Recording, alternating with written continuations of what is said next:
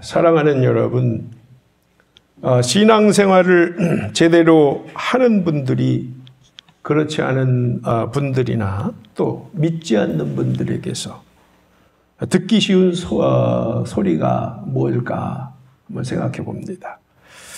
저는 요즘 이런 분들이 눈에 띄지 않는 것이 전부 다 안타깝다 생각이 드는데요. 요즘은 바로 이런 분입니다. 당신 신앙에 미쳤다. 당신 예수에 미쳤다. 이런 소리를 듣는 분이 요즘은 참 발견하기 어렵다는 것입니다. 제가 한 세대 전만 해도, 제가 한참 학생 때만 해도 사실 이런 사람들을 만나는 건 그렇게 어려운 일이 아니었습니다. 제 주변에도 그런 분들이 적잖이 있었죠. 그런데 요즘은 이런 분들 만나기가 어려운데, 이것이 바로 오늘날 영적인 위기, 이 시대가 그러한 위기다라고 하는 것을 단적으로 잘 드러내는 그러한 일이다라고 하겠습니다. 오늘 말씀을 보면 예수님은 두 부류의 사람들에게서 미쳤다는 소리를 들으십니다. 오늘 마가복음은 특별히 그렇게 표현을 하고 있는데요. 그 첫 번째 사람들은 21절에 보지만 가족과 친척들입니다. 이 상황은 전체적인 배경을 고려해 보면 충분히 이해가 되지요. 예수님이 장남으로서 아버지는 일찍 돌아가시고 그 많은 형제들과 또 어머니를 모시고 목수로서 정말 성실히 섬기시면서 30세가 될 때까지 그렇게 수고하셨습니다. 정말 성실하고 사랑이 많으신 분이었죠. 그런데 그런 분이 갑자기 사라졌어요. 어느 날 사라져서 그런데 들려오는 소식이 한참 만에, 몇 달 만에 들려오는 소식이 바로 예수님이 저 가버나움 근처에서 병자들을 고치고 뭐 귀신을 쫓고 또 뭐 말씀을 가르친다나 평생 해보지도 않은 일을 하는 그런 행위들이 들려온 겁니다. 그 가족들에게, 친지들에게 그런 소식이 들려왔어요. 여러분 같아도 아마 충분히 그러리라 생각되는데, 그러니 그것을 정상이라고 볼 수 있는 사람은 없을 거예요. 가족들은 더욱더 그들에게 충격으로 이 모든 일이 다가왔으리라 생각이 듭니다. 그러니 미쳤다라고 하는 것이 어쩌면 자연스러운 그들의 받아들임이고 응답이었다라고 하겠습니다. 자, 그런데 또 다른 부류가 있다고 그랬죠. 오늘 주된 이야기의 핵심인데, 그 다른 부류의 사람들이 예수님을 두고 미쳤다는 말은 우리가 깊이 좀 생각해 봐야 한다라는 것이죠. 22절 이하에서 또 나오지 않습니까? 바로 그들은 바리새인과 서기관, 여기서 서기관이라고 되어 있지만은 다른 병행 복음서들을 통해서 병행 본문을 보면 이 바리새인과 서기관들을 말하는 것이죠. 그러면 이들은 왜 그렇게 예수님을 미쳤다고 말할까요? 이 질문에 대한 대답은 예수님 시대나 또 오늘의 이 신앙의 길을 가는 우리에게도 매우 중요한 메시지를 주고 있다는 것이죠. 특히 오늘날처럼 급변하는 이 위기의 시절, 우리가 끊임없이 이것을 놓치지 말고 씨름해야 될 과제인데요. 저는 계속해서 여러분과 한 주도 빠짐없이 이 문제를 가지고 이걸 근거해서 여러분과 말씀을 나누고 있는데, 그것은 그만큼 중요한 시절을 우리가 겪고 있기 때문입니다. 자, 그래서 더욱더 중요한 교훈과 엄청난 도전을 오늘 이 말씀 안에서 주고 있다라는 것이죠. 여러분, 오늘도 그러한 이 말씀 앞에서 우리가 취하는 선택이, 오늘 특별히 여러분이 아마 마음의 선택이 필요하다고 생각이 드는데요. 이 선택이 죽음과 멸망의 길이 아니라 생명의 길이 되기를 주님의 이름으로 축복합니다. 자, 그러면 먼저 바리새인과 서기관들은 왜 예수님을 미쳤다고 그럴까요? 우리가 이것에 대해서 좀 더 구체적으로 생각해 보려고 합니다. 오늘 바리새인들은 예수님께서 병자를 고쳐주시고 귀신을 쫓는 그러한 행위에 대해서 그들의 소견을 말하고 있는 것입니다. 일반 백성들은 마태복음에는 이런 것이 좀 잘 나와 있는데요. 일반 백성들은 주로 예수님이 하시는 치유와 귀신 쫓는 사역을 두고 메시아가 아니면 이런 일을 하실 수가 없다, 이렇게 생각했고 그렇게들 서로 말하고 있었습니다. 그게 그 당시 상황이라는 거죠. 자, 이러한 영적 분위기가 얼마나 대단했는지 갈릴리뿐 아니라 이것이 그 주변 온 가나안 지역과 더 나아가서 이것이 예루살렘까지, 유대와 예루살렘까지 소문이 퍼졌다는 것입니다. 이 초미의 관심사가 됐어요. 야, 드디어 메시아가 왔나 보다. 일반 백성들은 그렇게 본능적으로 생각하는 거지요. 자, 그런 상황을 그래서 파악하지 않을 수가 없는 사람들이 있는데 바로 종교 지도자들입니다. 이 사두개인들, 이런 사람들도 문제지만은 실제로 바리새인 같은 사람들은 그 당시 유대교를 영적으로 지도하고 있고 이끌어가는 사람들이기 때문에 이 사람들에게는 이 문제가 굉장히 심각한 문제가 아닐 수가 없었습니다. 그래서 갈릴리까지 바리새인과 서기관들을 파송을 하는 거예요. 그래서 파견해서 지금 무슨 일이 벌어지고 있는지 좀 살펴보라는 것이죠. 자, 그래서 이들도 이러한 예수님이 하는 행위에 대해서 이제 자기들의 의견을 내지 않을 수가 없는 거죠. 과연 이것이 어떤 일인가, 무슨 일이 벌어지고 있는 건가 라고 하는 것입니다. 그런데 그 생각과 결론은 뭐지요? 예수님이 미쳤다라는 것입니다. 그것도 그냥 미친 게 아니에요. 귀신의 왕, 바알세불은 귀신의 왕이란 뜻인데 이 귀신의 왕 바알세불에 들려서 그 바알세불의 능력으로 귀신을 쫓아낸 것이다. 그들은 이렇게 결론을 맺은 것입니다. 자, 그러면요, 왜 바리새인들이 이렇게 판단할까요? 그 근거가 무엇입니까? 왜 예수님이 베푸신 이적을 하나님의 권능이라고 생각하지 않고 왜 마귀의 왕이 역사한 거다 이렇게 생각했을까요? 이것도 이제 우리가 좀 더 이해하려면 역사적인 배경을 다시 한번 우리가 이해해 봐야 하는데요. 계속해서 제가 역사의 배경을 우리가 이러한 복음서를 이해하기 위해서 중간중간 짧게 말씀을 드립니다. 다시 한번 오늘의 관점에서 우리가 짧게 말씀을 드려보면 구약의 이스라엘은 멸망하기 이전에는 우리가 잘 알듯이 개약의 말씀과는 상관없이 살았습니다.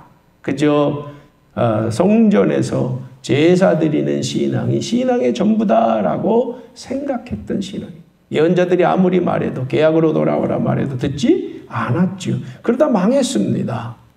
자, 그래서 그들이 바벨론 포로로 끌려가게 되고 비참한 생활을 하면서 그때부터는 이제 개약을 철저히 지키는 신앙을 가지고 그렇게 그 개약 신앙으로 회복을 하게 되지요. 왜 그렇습니까? 그들이 왜 망했냐라고 질문을 스스로 할 때에 깨닫기는 우리가 뭘 따라 살지 않았기 때문이다. 개약의 말씀을 따라 살지 않았기 때문이다. 자, 여러분, 우리가 그냥 역사 이야기를 그런 일이 있었구나 생각하지 마시기 바랍니다. 오늘 우리가 이 위기 앞에 놓여 있다라는 것을 깊이 가슴속에 새기시기를 바랍니다. 이스라엘의 멸망, 유다의 멸망은 결국 우리의 멸망 상황을 미리 보여주고 있는 것이다 라고 생각해도 틀리지 않는다는 것이죠. 자, 그래서 그들은 철저하게 개약의 말씀을 따라 사는 것입니다. 이런 거예요. 개약의 말씀을 따라 살면 그게 뭐다? 복이고. 따라합시다. 개약의 말씀을 따라 살면 복이요 생명이며 따라 살지 않으면 화요 죽음이다. 이게 바로 신명기 신학이에요. 따라합시다. 신명기 신학. 신명기 읽어보시면 계속 결론까지 계속 그렇게 말씀하죠. 바로 이 신명기 신학이 이 이스라엘이 나라를 망했을 때 회개하면서 그들이 그렇게 볼 수밖에 없었고 그렇게 해서 개약신앙으로 돌아올 수밖에 없게 만든 아주 중요한 신학의 기초입니다. 자, 이 신명기 신앙을 가지고 그들은 그렇게 살았는데 그러다 보니까 계속 이 기준을 가지고 살았어요. 그래서 어떻게 해야 된다는 거예요? 이제 개약의 말씀을 따라 살아야 된다. 개약의 말씀을 따라 살아야 된다. 자, 살지 않으면 뭐라고요? 화요 죽음이다. 살면 복이요 생명이다. 그러다 보니까 그러면 여러분 이제 이런 사람들이 생겼습니다. 질병에 걸린 사람들이 있어요. 갑자기 사업이 망해서 가난해진 사람들이 있어요. 뭔가 불행해진 사람들이 있어요. 그러면 그들은 왜 그런 걸까요? 그들이 왜 그런 걸까요? 계약의 말씀을 따라 살지 않았기 때문이다. 그런 결론이 나오는 거예요. 그걸 우리가 뭐라고 부른다? 인과응보의 법칙이다. 인과응보의 교리가 자연스럽게 유대교 신앙 안에 형성되기 시작한 것입니다. 그건 자연스러운 거예요. 원래 그 말은 그렇게 틀린 것이 아닌데 이것이 그것만 그 잣대로만 되면 나중에는 또 무슨 일이 발생해요? 큰 오류가 발생해요. 실제로 어떤 일이 발생합니까? 처음에 이제 질병이 걸리고 뭐가 잘못되고 사업이 망하고 가정에 우환이 들고 이런 일이 들면 이게 너무 힘들어서 하나님 앞에 더 기도해야 되겠다. 이렇게 우리는 보통 생각하는데요. 한 발 더 들어가서 보면 이 이스라엘 사람들은 철저하게 계약의 말씀을 따라서 사는 법칙이 익숙한 사람들이잖아요. 그렇죠? 그런데 이 계약의 말씀을 따라 살지 않았을 때 사람들이 화가 임하고 죽음이 임하고 잘못될 수 있다는 신앙이 그들에게는 뿌리가 깊기 때문에 이제 그들이 잘못되고 어려움이 오면 그걸 가지고 뭐라고 그런다고요? 내가 하나님 앞에 뭔가 잘못 산 게 있으니까 벌 받았다. 이렇게 생각한다는 겁니다. 그리고 나만 그렇게 생각하면 회개하고 돌아오면 되는데 누구를 그렇게 생각하는 거예요? 다른 사람들을 그렇게 판단하기 시작한다는 겁니다. 그런 신앙이 형성되는 거예요. 그 인과응보의 신앙이 이 유대인 사회에 기본적으로 깔려있는 거예요. 그거는 그런데 신앙 고백과 교리적인 차원에서 그렇게 볼 수밖에 없었다는 것입니다. 자, 그러다 보면 무슨 일이 발생해요? 수많은 사람들, 잘못되는 사람들, 그리고 이 율법을 제대로 지킬 수 없는 사람들, 많은 사람들을 죄인으로 만들어버리는 이런 일이 발생하는 겁니다. 여러분, 사람이 살다 보면요, 얼마나 많은 질병에 걸리고 실패가 있고 아픔이 있고 우환이 듭니까? 오늘날 이 세계적으로 이럴 때 정말 얼마나 이게 끔찍합니까? 그러면 우리가 모든 사람이 다 죄인이 되는 거지요. 그 기준으로 따지면요. 자, 이런 식으로 이제 무서운 역사가 펼쳐지게 되는데 결국 유대 사회는요. 그 당시 유대 사회는 수많은 죄인들이 양산되는 그런 사회였다라는 겁니다. 그 기준은 계약의 말씀을 따라 살지 않았기 때문이다라고 하는 하나의 교리적인 기준이 있었다는 겁니다. 자, 여러분, 사실 이건 분명한 문제가 있죠. 사실 그런 문제가 있는 것을 두고 여러분 욥기 있죠. 이런 욥기 같은 것은 사실 그러한 이 인과응보 신앙에 대한 도전을 말하는 거예요. 욥기라고 하는. 그래서 쓰여진 것입니다. 이런 노력들도 있지만은 전반적으로 유대교 사회에서는 이미 그런 신앙이 뿌리가 깊어졌고 이것이 예수님 당시까지도 뿌리 내려 있었다라는 것이죠. 자, 그런데도 정통 유대교인들은 이런 교리와 그에 따른 가치관을 두고 잘못된 것이라고 생각하지 않는 거예요. 그렇게 배우고 그렇게 살다 보니까 그것이 당연한 것이라고 받아들이는 겁니다. 우리들이 지금 기독교 신앙 안에서 살아가고 지금 믿고 있는 이런 신앙 체계를 우리는 전혀 의심하지 않는 것처럼 그들도 그 의심을 감히 뛰어넘을 수가 없었던 것입니다. 자, 이런 상황이에요. 자, 이런 굳어진 유대교 정통신앙, 저는 오늘 이 시간 여러분에게 두 가지로 그들의 문제점을 지적하려고 합니다. 자, 두 가지인데요. 첫 번째는 뭐냐면 그들이 다루는 유대교의 이 율법의 가르침은 전혀 진정으로 하나님의 통치 가운데로 이끄는 그런 교리가 아니었다라는 것입니다. 변질된 교리. 따라합시다. 변질된 교리. 여러분, 뭐든지 시대가 변하면요, 이 복음 체계도 그렇고 모든 것은 변하게 마련입니다. 이 복음의 근본은 변할 수 없어요. 그렇죠? 근본은 변할 수 없습니다. 계약의 정신이나 이 본질은 변하지 않지만 그러나 이 상황과 모든 것들이 변하고 사람도 변하기 때문에요. 거기에 따른, 그래서 제가 계속 뭘 얘기한다? 재해석을 이야기하는 것입니다. 자꾸 재해석을 하지 않으면 예전에 좋았던 것이 지금은 독이 될 수 있어요. 여러분, 어떤 약도 계속 먹으면 그것이 누적이 돼서 나중에 독이 돼서 그 사람의 몸을 망가지게 하는 거예요. 세상에 좋은 것은, 영원히 좋은 것은 없는 것입니다. 그것을 계속해서 재해석하고 새롭게 하지 않으면 반드시 거기에는 탈이 일어나고 문제가 일어나는 것이 세상의 이치라고 하는 것입니다. 복음도 마찬가지. 복음의 본질은 변하지 않지만, 우리가 사람의 근본은 변하지 않는 것처럼 변하지 않지만 이것을 재해석해서 새로운 세대에 새롭게 선포하지 않으면 복음이 변질되게 돼요. 왜? 사람들이요, 죄성이 자꾸 복음을 변질시키는 것입니다. 예수님 당시 바울이 믿음이라고 말할 때의 믿음과 오늘날 우리가 믿음이라고 말하는 것은 많이 달라요. 제가 잠시 곁길로 가서, 자, 우리가 지금 자유민주주의를 이야기하고 요즘 이 보수 측에서 자유민주주의를 강조를 하는데, 사실 이승만 대통령이 이 나라를 새롭게 시작을 하고 자유민주주의를 시작을 했지만은, 그때 자유민주주의는요, 지금 사회민주주의적인 요소들을 충분히 소화를 한 자유민주주의였습니다. 이걸 우리가 잘 이해해야 돼요. 자, 그 당시에 정치인들은 누구나 사회민주주의와 자유민주주의를 함께 잘 조화를 이루어서 펼쳐가는 정책을 피고자 했습니다. 이승만 대통령도 그것을 충분히 고려해서 토지개혁이라든지 교육개혁이라든지 이 평등한 초점에 맞춰서 굉장히 정책을 펼쳐서 이 나라의 기초를 잘 닦아놨습니다. 토지개혁이라고 하는 것은 이 나라 경제발전에 가장 중요한 기초가 됐다는 것은 아는 사람은 누구나 아는 거예요.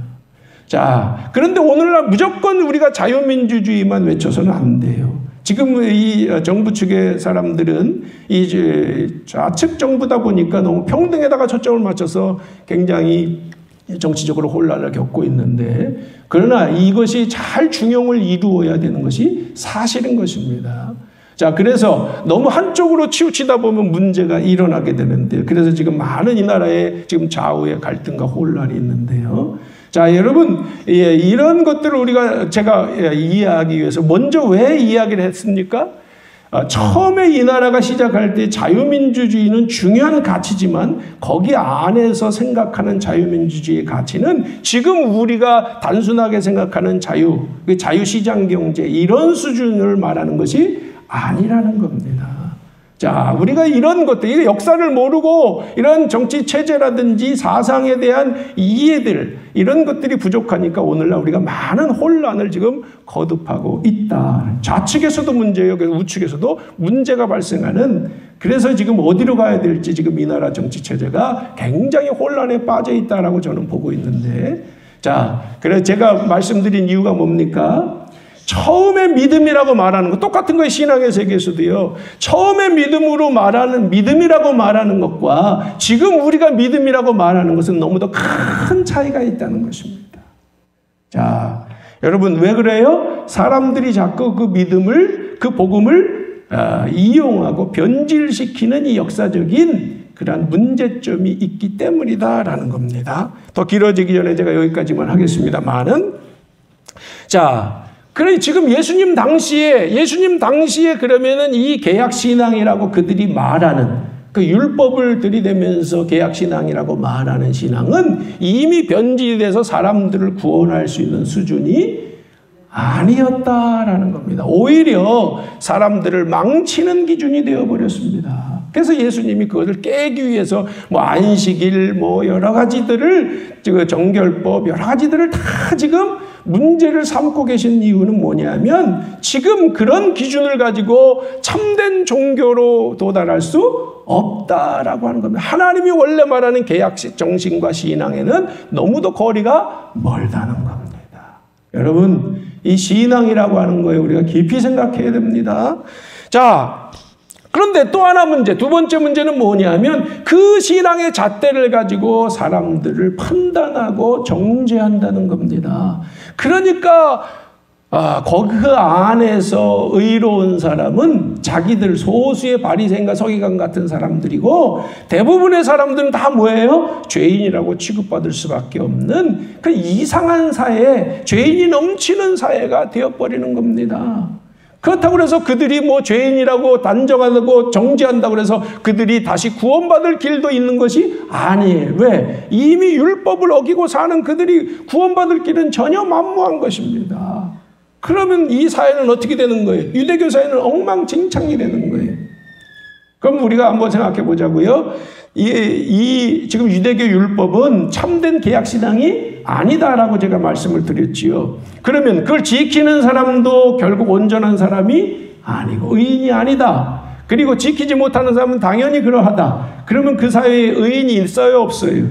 아무도 없었다라고 하는 겁니다. 쉽게 말하면 아무도 없었다.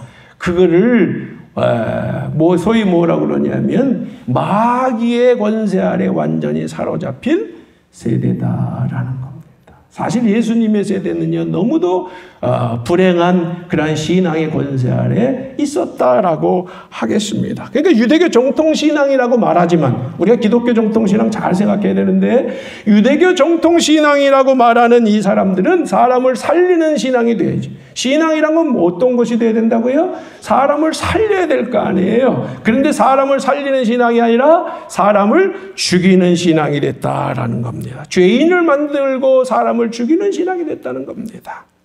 자, 지금 이런 병든 이 유대교 정통 신앙의 잣대를 가지고 누구를 판단하고 있는 겁니까? 예수님을 판단하고 있는 거예요. 예수님이 하는 일은 하나님이 하는 일이 아니라 누가 하는 거다? 마귀가 하는 것이고 바알세불이 하는 거다. 이렇게 말하고 있는 겁니다. 왜 그러냐? 지금 보십시오. 다시 우리가 인과응보로 가보자고요. 지금 왜 죄인이 되고 왜 병이 들고 왜 귀신이 듭니까? 그들이 뭔가 하나님의 벌을 받은 거예요. 왜 벌을 받았어요? 잘못했기 때문에 벌을 받았다고 생각하는 거예요. 자, 그런데 그런 사람들, 하나님이 벌을 내리신 사람들을 예수님은 어떻게 한 거예요? 그 병을 고쳐주고 귀신을 쫓아줬다. 그러면 하나님이 한 겁니까? 귀신이 한 겁니까? 우리는 하나님이 한 거라고 생각하지만 그들은 하나님이 한 거라고 생각하지 않는 겁니다. 이해가 되시죠? 이 상황을 잘 이해해야 되는 겁니다. 이거는 바알세불이 한 거지 하나님이 한 게 아니다. 왜? 하나님이 병을 줬는데 하나님이 귀신 들게 했는데 쉽게 말하면 그런데 하나님이 어떻게 귀신을 쫓아주고 하나님이 어떻게 병을 고쳐줘요? 그럼 앞뒤가 안 맞는 거다. 그래서 이거는 마귀가 하는 거다 라고 그들은 이해했던 겁니다. 자, 이 상황을 우리가 잘 이해해야 되는 거죠. 인과응보의 교리를 갖고 있는 이 유대인들은 그렇게 해석하지 않을 방법이 없었던 겁니다. 일반 백성들은 거기까지 생각하지 않으니까 정말 이게 분명히 하나님의 이름으로 그런 일을 예수님이 한 거를 그들이 보고 야, 이거는 정말 하나님이 하신 일이고 이건 메시아가 한 일이라고 생각하지만 이 바리새인과 서기관은 그렇게 받아들일 수가 없었던 거라는 말이죠. 여러분, 여기서 깨닫는 게 뭡니까? 한 번 굳어진 교리라고 하는 것이요 얼마나 무서운 그러한 결과를 낳는가라고 하는 겁니다.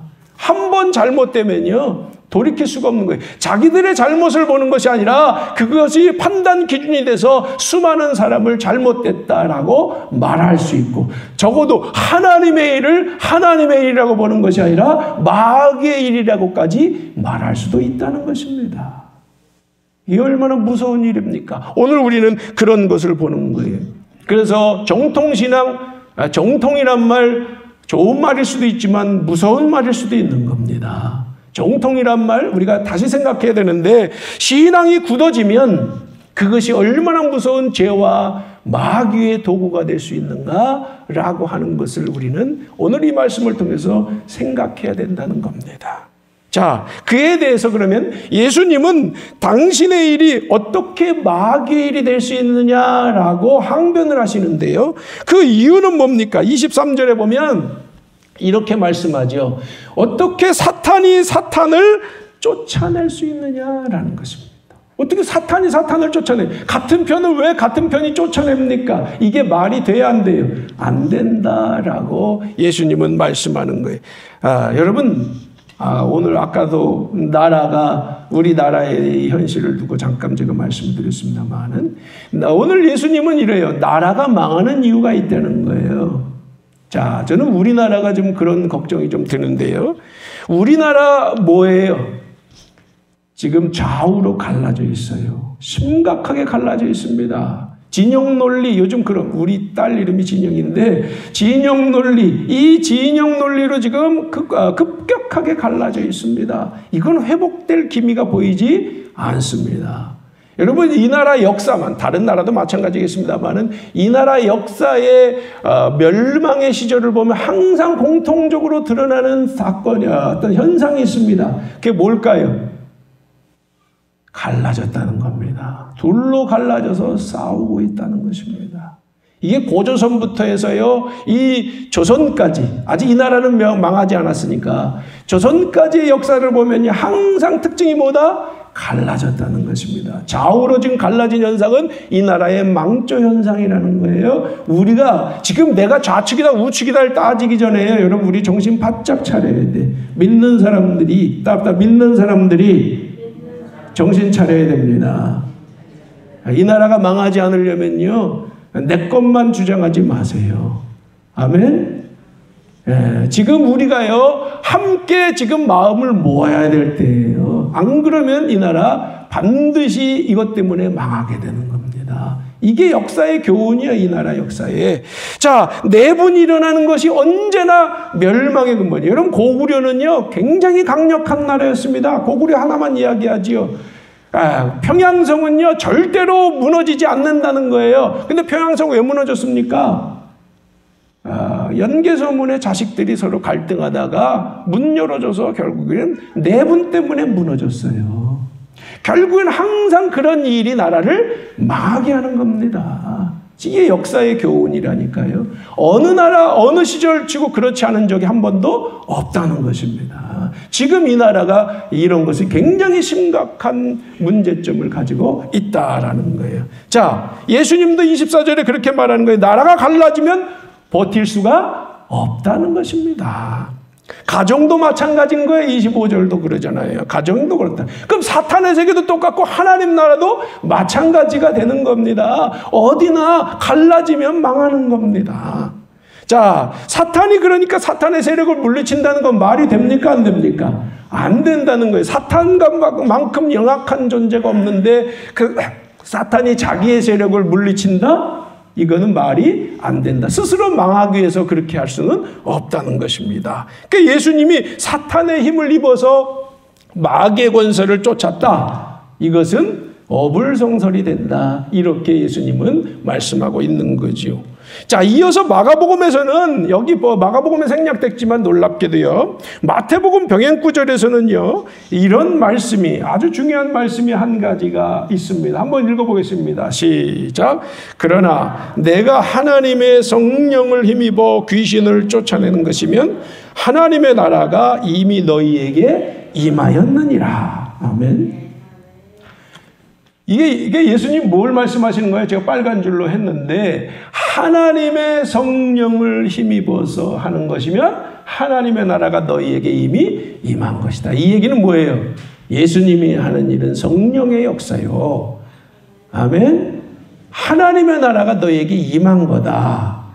자, 이렇게 예수님은 지금 선언해주고 있는 겁니다. 그리고 뭐 강한 자 얘기가 나오는데요. 강한 자가 있어요. 여기서 강한 자는 마귀의 세력을 말하는 건데요. 강한 자가 있는데 더 강한 자가 나타나는 거예요. 왜? 그 강한 자를 이기기 위해서는 더 강해야 되기 때문이지요. 그것은 바로 예수님의 권세요. 성령의 권세지요. 그래서 결국엔 그 강한 자를 물리쳐야 그 강한 자의 세력을 쫓아낼 것이 아닙니까? 바로 이건 뭐예요? 이제 마귀의 세력을 예수님은 성령의 권세로 쫓아내시고 하나님의 나라를 이루시는 줄로 믿습니다.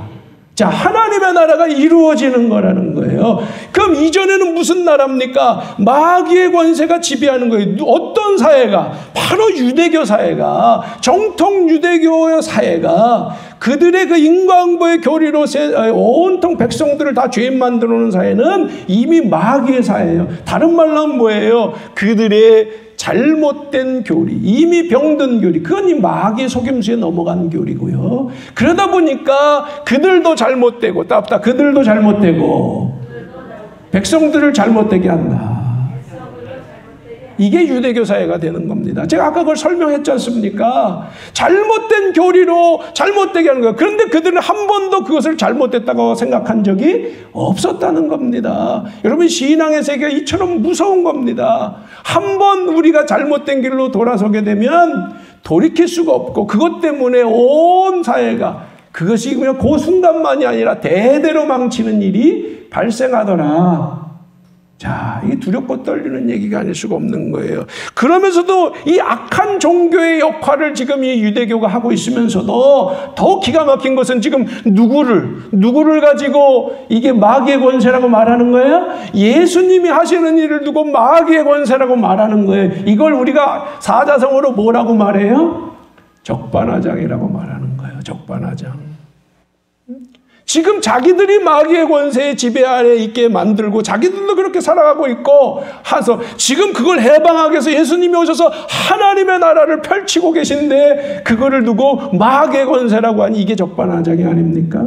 참 기가 막힌 일이 벌어지고 있다라고 하는 겁니다. 저는 이 말씀을 통해서 오늘날 기독교가 대오각성해야 될 줄로 믿습니다.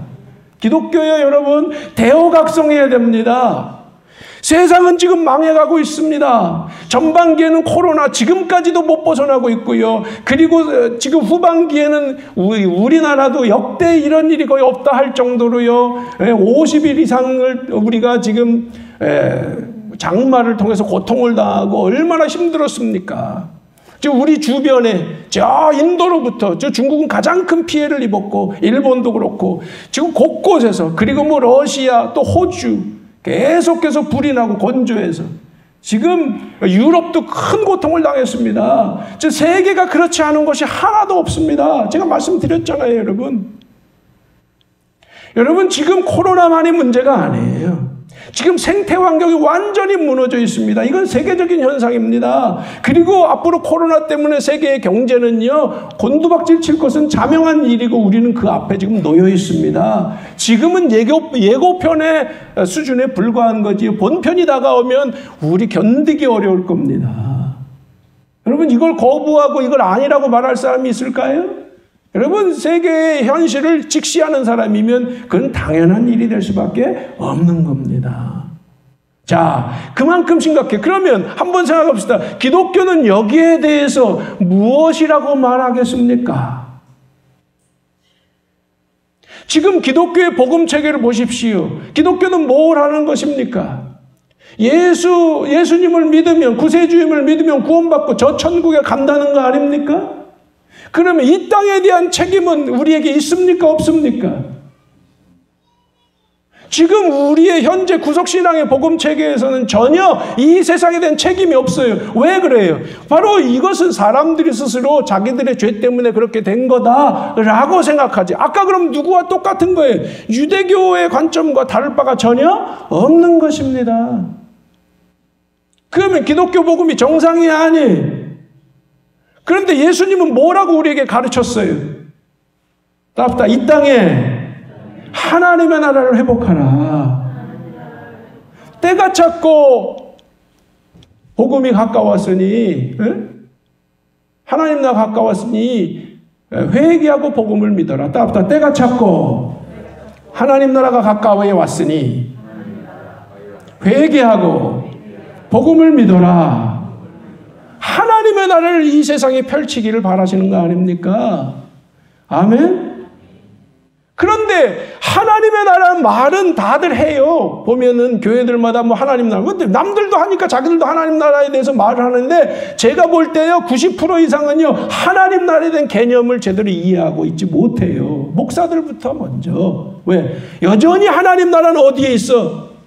죽어가는 천국에 있고 그 교회만 있는 거야. 이게 오늘날 구속신앙의 복음의 한계라는 거예요. 여기에는요, 이 세상의 문제를 해결할 수 있는 길이 전혀 없다는 것입니다. 그럼 이건 복음이야, 아니에요? 여러분에게 제가 물어보는 거예요. 복음이야, 아니에요? 이거는 복음일 수가 없는 겁니다. 적어도 그들은 복음이라고 말할지 모르지만, 교회들은 복음이라고 말할지 모르지만, 성경에서 말하는 복음은 아니에요. 예수님이 말씀하는 복음은 아닌 거예요. 지금 예수님이 비판하는 유대교 수준의 복음에 불과하다. 그건 복음이 아니에요. 우리는 지금 이 고민 앞에 놓여 있다라고 하는 겁니다. 여러분, 왜 그러냐? 이게 바로 유대교가 빠진 것처럼 도그마에 빠져 있기 때문에 지금 우리가 예수님을 믿는다는 게 뭔지에 대한 정확한 이해가 되어 있지 않기 때문인 것입니다. 자, 이런 심각한 문제가 있는 거예요. 그러니까 여러분, 아주 당연한 겁니다. 이걸 어떻게 하냐? 인내천이란 말이 있는데요. 인내천이 뭡니까? 네? 사람과 하나님은 같은 거예요. 자, 이 얘기인데, 그럼 뭐예요? 지금 이 오늘날의 기독교를 사람들이 좋아해요, 안 좋아해요? 오늘날의 기독교를 사람들, 교회를 사람들은, 오늘 지금 코로나 때문에 특별히 그런 일이 더 발생했는데, 코로나 때문이라고 생각하지 마세요. 오늘날 교회가 세상에게 어떤 모습으로 비춰지고 있느냐를 우리는 여기서 잘 보고 있는 겁니다. 이게 기회라니까요. 그래서 위기는 기회입니다.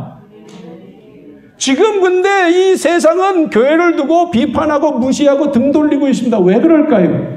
교회가 참된 복음으로 세상을 구원하고 바른 길로 이끌어가지 못하고 생명력을 공급해주지 못하기 때문인 겁니다. 자, 그렇기 때문인 거예요. 그런데 교회는 그저 지금 우리도 물론 지금 그 같은 상황 아래 놓여 있습니다만은 예배를 드리느냐 못 드리느냐, 예배를 어떻게 드려야 되느냐, 매일 예배 갖고 씨름하는 수준에 머물러 있어요. 그 다음 그 이상의 이야기를 해야 되는데 전혀 거기에 대해서는 대책이 있어요, 없어요? 전혀 우리에게는 없습니다. 이거는 기독교 복음의 한계를 말하는 것이, 이거는 더 이상 복음일 수가 없다는 것을 말하고 있는 것입니다.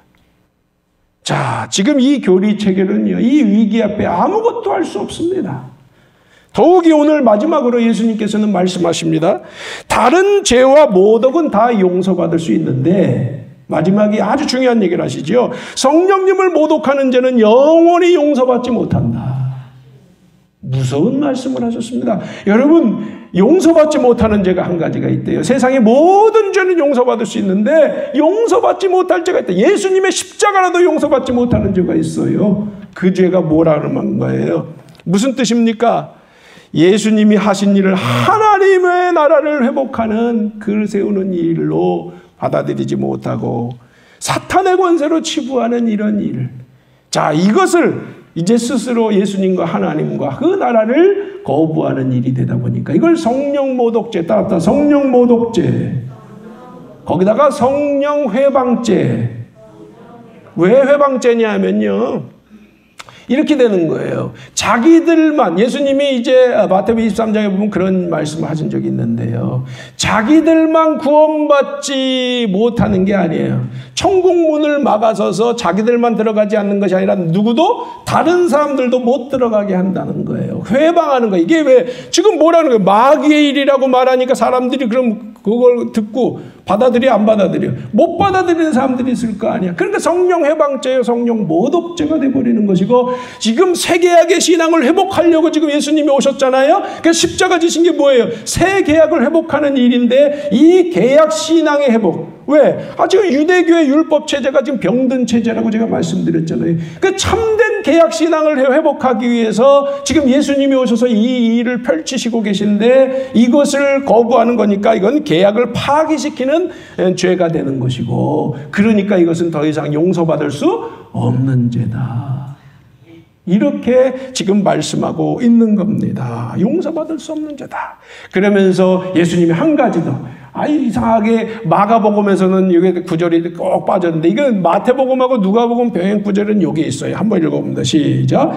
나와 함께 하지 않는 자는 나를 반대하는 자요, 나와 함께 모으지 아니하는 자는 해치는 자니라. 놀랍게도 이 같은 병행 구절의 요 구절이 다른 공간복음에는 나온단 말이에요. 자, 아까 그 성령이 하는 일이면 하나님 나라가 이루어진 건데, 중요한 구절이죠, 그것도. 자, 이것도 중요한 구절인데, 무슨 말입니까? 개혁신앙을 선택해서 주님과 함께 성령의 권세로 하나님 나라를 펼쳐가는 그러한 세력이 될 것이냐? 아니면, 동참하지 않음으로 해서 스스로 대적이 되고, 그래서 이제 마귀의 권세에 빠져서 용서받지 못할 그러한 권세로 나아갈 것이냐. 선택하라. 답다. 선택하라. 이렇게 돼버리는 거예요. 그렇지 않습니까? 나와 함께 하지 않는 자는 나를 반대하는 자래요. 무서운 말씀입니다. 나와 함께 모으지 않는 자는 뭐 하는 자라고요? 해치는 자, 방해하는 자가 된다는 겁니다. 두렵고 떨리는 얘기예요. 여러분, 역사적으로 보면요, 예수님의 기독교를 거부한 유대교는 어떻게 됐을까요? 유대교는요, 유랑하는 나라가 망하기도 했지만요, 유대교가 무너지기도 했습니다. 그 이후에도요, 근데요, 알게 모르게 지금까지요. 여러분, 유대교는 지금도 물론 가나안 땅에도 있지만, 저 이스라엘이라는 나라가 있지만요, 실제로 세계를 움직이는 보이지 않는 손의 역할을 하는 사람들이 유대인들입니다. 미국을 좌지우지하고 있죠. 그런데요, 그게 긍정적이라고 볼 수만이 없는 거예요. 자, 뭐예요? 알게 모르게요. 이제 그런 구체적인 건 제가 이야기하지 않겠습니다만은, 지금 세계를 부정적으로 움직여가고 있는 세력이 바로 유대인들입니다. 상당히 그런 요소들이 많이 있습니다. 자, 교회사를 볼 때 타락한 카톨릭이 타락했기 때문에 종교개혁이 일어나지 않습니까? 그 종교개혁과 갈등을 하면서 제일 대표적으로 그래서 반종교개혁 운동으로 펼쳐진 게 예수회라고 하는 존재들인데, 이 예수회는요, 지금도요, 암묵적으로요, 계속해서 지금까지 역사적으로 교회의 세력을 공격하고 방해하고 음해하고 이런 일들을 해왔습니다. 여러분은 다 알지 못하겠지만 그런 일들이 실제 있었고요. 지금 그리고 이 예수회와 유대교와 이런 것들이 보이지 않는 연합이 일어나고 있고요. 그를 통해서 이 신세계 질서라고 그래서 세계를 자기들을 주도 아래 가지려고 하는 권세로 역사하고 있다는 겁니다. 특징이 뭐예요? 놀랍게도 하나님의 나라가 펼쳐질 때마다 반대 세력으로 나타났던 유대교라든지 가톨릭이라든지 이런 세력들은 끊임없이 역사에 하나님의 나라 세력이 펼쳐갈 때 방해하는 세력으로 역사하고 있다는 것입니다. 지금도 그러고 있다는 것입니다.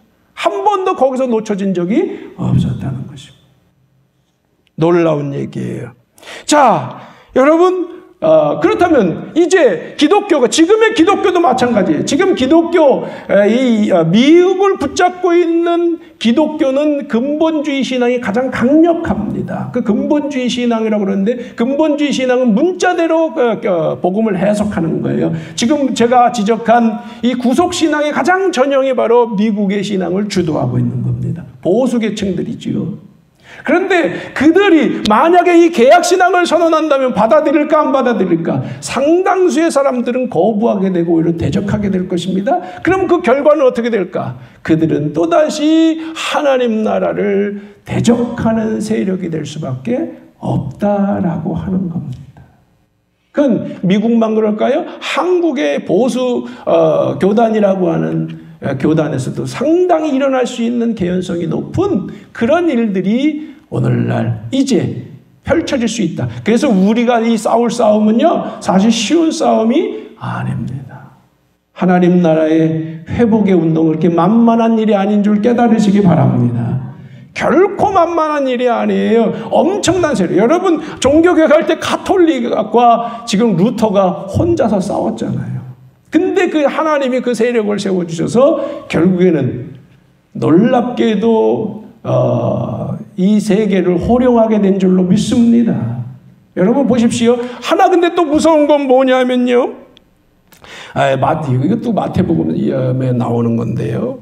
성령님을 모독하면요, 따뜻하다. 이 땅에서도 심판받고 영원히 심판받습니다.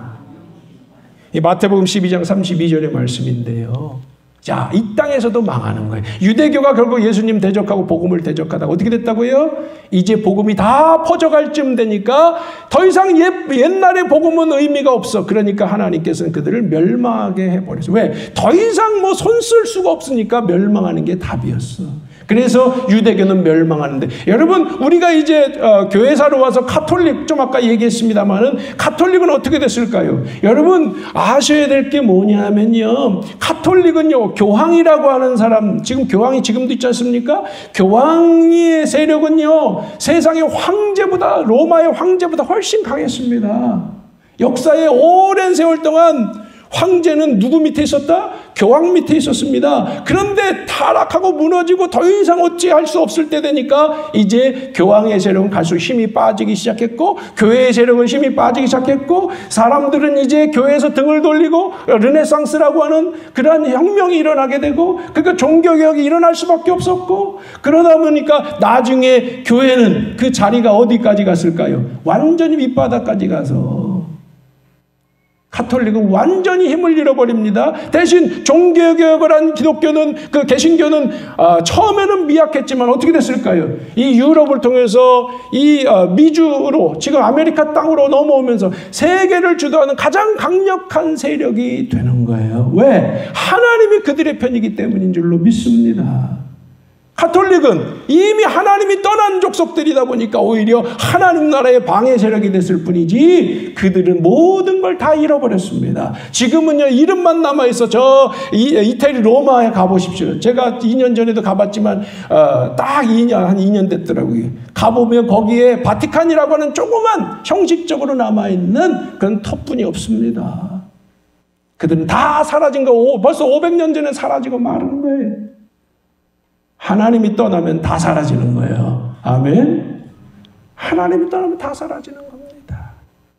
여러분, 그러면 이러한 모습을 본 오늘 개신교는 어떨까요? 개신교는 영원히 대단한 위엄을 뻗칠까요? 그랬으면 좋겠지만은 안타깝게도 개신교 역시 지금 복음의 한계를 겪고 이 세계가, 그리고 한국교회 안에서도 그런 심각한 위기 현상이 드러나는데, 단지 이것은 위기로 끝나는 게 아니라 앞으로는 이제 교회는 문 닫을 일이 태반으로 벌어진다. 지금 교회 경매하는 게 수백 개예요. 경매 사이트가 있습니다. 지금 얼마나 심각한 교회 위기 시대가 펼쳐지고 있고, 지금 세계적으로 아무리 화려하게 지금 뭐합니까? 다 팔려서 술집으로 바뀌고 다른 이방 종교회로 팔리고, 지금 부끄러운 일들이 엄청나게 펼쳐지고 있고, 이 나라 안에서도 뭐 하나님의 교회? 그런 말도 안 되는 이단 사이비들의 터로 바뀌어가고 있습니다. 이게 지금 심각한 거예요. 감리교회가 얼마 전에 그래서 여기를 팔아야 되냐 말아야 되냐 갖고 씨름한 이야기도 있고요. 정말 창피한 얘기들이 너무 많아요, 지금. 이게 지금 우리의 현실이에요, 여러분. 이거는 세 발의 피입니다. 빙산의 일각입니다. 앞으로요, 교회가 무너지는 일은요, 자명한 일입니다. 이대로는 무조건 무너지게 되어 있습니다. 갈수록 심각합니다.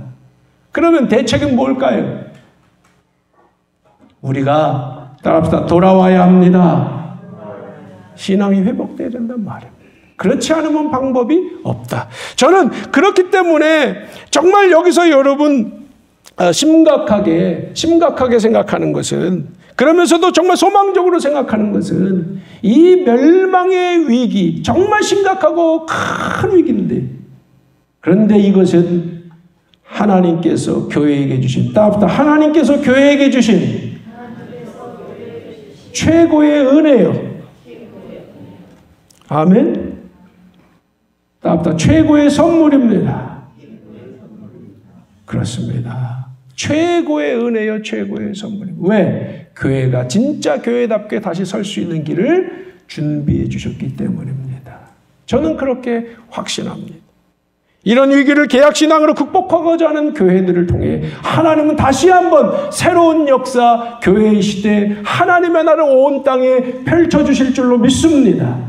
지금의 복음 체계로는 감당할 수 없는 그런 것들을 반드시 이루어 주실 것이다. 적어도 저는 이렇게 여러분에게 분명하게 제 나름의 믿음을 가지고 선포합니다. 지금 지금의 방식으로는요, 과학의 방식으로는 이 무너진 형식, 뭐 빙산이 뭐 다 녹아 내려가고, 지금 온 생태계가 파괴되고, 지금 바다, 여러분, 태평양에 이 우리나라의 뭐 11배? 그러게 되는 쓰레기 더미가 있고, 지금 이걸 회복할 수 있는 방법이 없는데, 그런데 여러분, 이럴 때 하나님께서는 따뜻한 초자연을 통해서라도, 그렇습니다.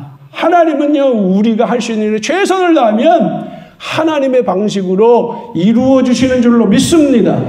이게 바로 성경 복음에서 예수님이 우리에게 가르쳐 주시는 말씀입니다. 제가 마가복음을 여러분과 함께 나누는 이유가 뭔지 아세요? 따뜻한 초자연의 의미를 바로 알기 위해서.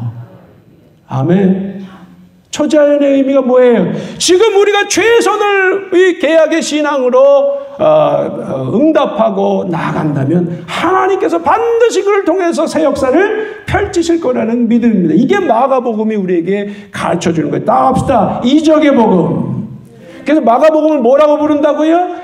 이적의 복음이라고 부르는 거예요. 여러분, 놀라운 건요, 마가복음이 16장인데 9장까지는 계속해서 이적에 대해서 말씀하고 있다는 겁니다. 그래서 무슨 복음이라고요? 이적의 복음이다. 왜? 개약신앙으로 가는 자들에게 이런 일을 이루어 주시리라. 새로운 시대를 열어 주시리라. 이게 바로 마가복음이 말씀을. 그래서 제가 지금 마가복음 하고 있는 거예요. 여러분, 그냥 하는 게 아니에요. 오늘 좀 길어졌지만 제가 중요한 얘기이기 때문에 이렇게 좀 했습니다만은, 여러분, 우리가 다시 한번 기억하자고요. 이 구절, 나와 함께, 다시 읽어봐요. 시작. 나와 함께하지 않는 자는 나를 반대하는 자요, 나와 함께 모으지 아니한 자는 해치는 자니라. 이렇게 말할 수 있어요. 중간은 없습니다. 여러분, 뭐든지 중간은 없는 거예요. 우리는 개약신앙의 도전 앞에 진지하게 응답하고 선택해야 합니다. 정말 이 신앙에 우리가 마음을 모아서 함께 나갈 것인가? 여러분, 우리는 가장 미천한 자들이지만 우리를 통해서 세상이 바뀔 수 있는 길이 있다. 아멘 하는 분이 한 분도 없네요. 다시, 정말 우리는 미약하지만 우리를 통해 세상을 바꿀 하나님의 뜻이 있다. 아멘. 이 믿음을 갖고 더욱더 우리가 개약신앙의 회복, 우리 자신이 먼저 좀 회복해야 되지 않습니까? 회복을 위해서 함께 씨름하고 나아가는 우리들이 돼서 정말로 하나님의 편, 성령님의 편이 돼서 성령님의 권능을 마음껏 경험하고 세상에 증거하고 펼쳐가는 그러한 주체들이 되시기를 주님의 이름으로 간절히 축복합니다. 기도하겠습니다. 사랑의 주님, 은혜로우신 주여, 오늘 우리가 참으로 중요한 이야기를 나눴고 정말 그 앞에 응답해야 함을 깨닫고 도전을 받습니다. 예수님 당시도 용서받지 못할 죄에 빠진 이들, 정통신앙이란 사람들이 그런 사람들이었습니다. 오늘날 기독교 정통신앙이라 해서 정말 부끄러운 모습으로 세상 앞에 서 있습니다. 어찌해야 될까요, 주님? 그래서 우리는 참된 주님께서 선포하신 복음 개약신앙의 그 길로 우리는 회복해 보려고 씨름하고자 합니다. 오늘 다시 한번 주님의 말씀 앞에, 그 도전 앞에 응답하며 결단하며 선택해서 이제 개약신앙 공동체 온전히 세워갈 수 있도록 우리가 나아가기를 바랍니다. 도와주시옵소서. 함께하고 연합할 수 있게 하여 주시옵소서. 더 열심을 내게 하여 주시옵소서. 그래서 이 위기를 기회로 만들고 새로운 생명을 세상에, 이 나라와 민족에, 온 세계에 펼쳐가는 그러한 교회 운동을 이루어가게 하여 주시옵소서. 예수님의 이름으로 기도드리옵나이다. 아멘.